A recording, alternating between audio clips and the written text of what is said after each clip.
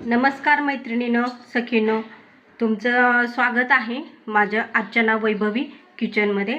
तर आज आपण काय करणार आहे, खोबऱ्याची चटणी।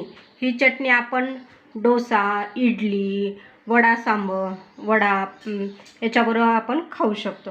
तर त्याच्यासाठी लागणारं साहित्य आहे, मी काय केलेलं आहे, एक ओला नारळ ह्याचे काप करून घेतलेले आहेत।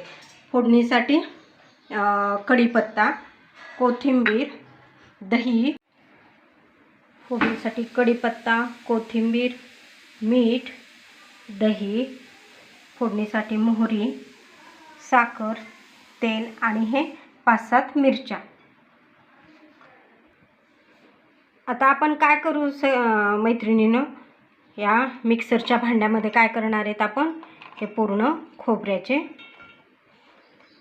हे काप करून घेतलेले ते आपण याच्यामध्ये टाकूयात। त्याचबरोबर काय करणार आहेत, मिरच्याचे हे तुकडे आपण करून घेतलेले ते आपण याच्यामध्ये टाकणार आहेत। आता काय करायचं, एक अर्धा चमचा मीठ घातलेले याच्यामध्ये। जर तुम्हाला आवडत असेल तर लसणाचे एखाद दुसरी पाकळी तुम्ही याच्यामध्ये घालू शकता, जर आवडत नसेल तर नका टाकू। आता मी काय केलेले, मला जरा चटणी थोडीशी गोड करायची, त्याच्यामुळे मी काय केलेले 4 चमचे साखर घातलेली याच्यामध्ये आणि कोथिंबीर। आता आपण काय करणार, याच्यामध्ये मी कोथिंबीर पण घातलेली।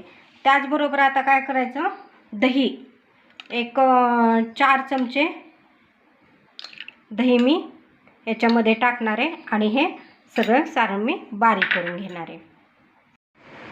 अशा प्रकारे आपली काय झालेली, ही चटणी तयार झाली। अशा प्रकारे काय झालेली आपली ही चटणी करून। आता हे जरा तुम्हाला घट्ट वाटत असेल तर तुम्ही याला पाणी टाकून थोडंसं पातळी करून घेऊ शकता। जर तुम्हाला आवडत असेल तर तुम्ही याच्यामध्ये पुदिनाचे पण एक 4-5 पानं तुम्ही टाकू शकता। आता आपण काय करूया, याला फोडणी देऊन घेऊ। आता आपण काय करणार आहे, या गॅसवर कढलं ठेवलं आहे आणि कढल्यामध्ये मी काय केलेलं आहे, 4 चमचे तेल टाकलेले आहे।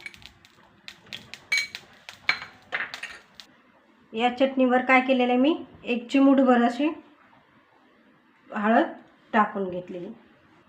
आता या तेलामध्ये काय केलेलं आहे, मी 1 चमचा मोहरी घातलेली आहे। आता आपण काय करणार आहे, याच्यामध्ये 5 ते 7 पानं कढीपत्त्याचे टाकणार आहे आणि गॅस बंद करून घेणार आहे। आता ही फोडणी काय करणार आहेत, आपण ह्या जी चटणी केली ना खोबऱ्याची, त्याच्यावर आपण हे टाकणार आहेत। बघा, खूप सुंदर अशी आपली ही चटणी खोबऱ्याची तयार झालेली आहे। जर तुम्हाला हा व्हिडिओ आवडला असेल तर लाईक करा, कमेंट करा, शेअर करा आणि माझं चॅनल अर्चना वैभवी किचनला सबस्क्राईब करा। थँक्यू।